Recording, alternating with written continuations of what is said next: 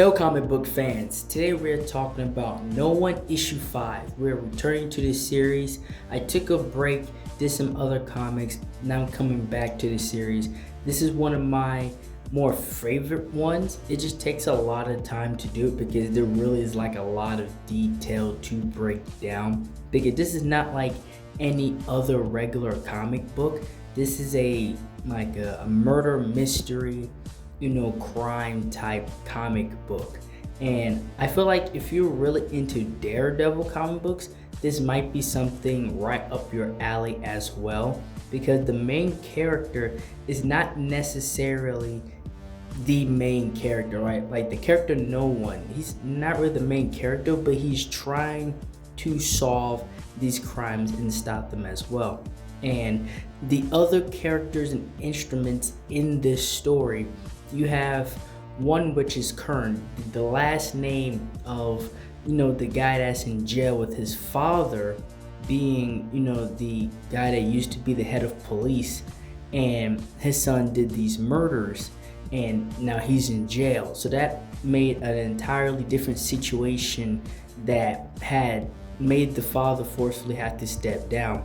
And the lawyer pretty much said, I'm gonna get you out of here, even if he did do it. He doesn't care if he's guilty or not. And as he's talking on the phone, that's when he gets interrupted by No One himself. And we're seeing a lot more of No One as this series goes along. And No One tracks this guy down, throws him over the bridge, has him hanging just by a thread, and telling him he's not getting out of prison. He's guilty, he did those crimes. Reverse everything you did because that guy has to stay in prison. And then he just leaves him there. And this character, No One, obviously knows what he's talking about, because as we saw a few issues earlier, he's watching everything. This guy has cameras everywhere.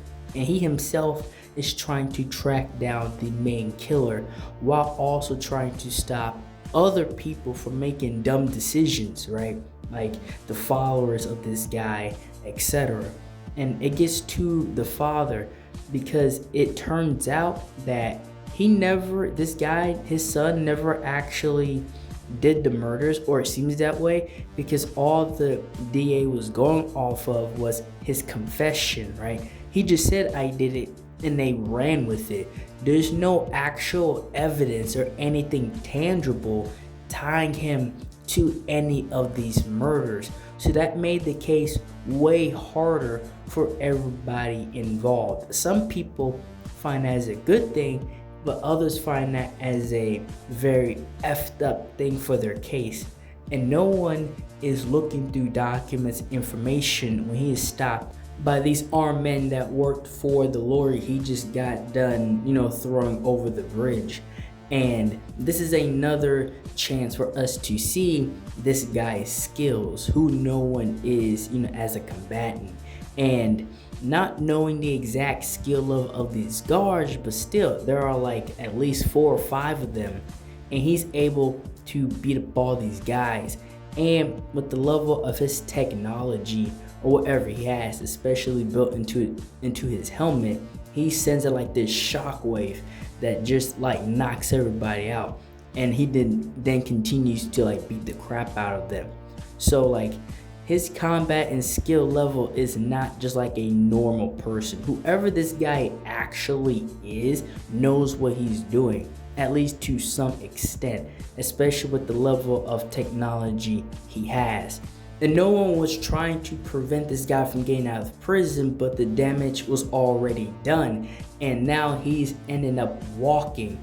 So now, the guy that everybody thought they had that did these murders, and now, they were trying to grab whoever the followers were. Now this guy is loose, and the father has had enough.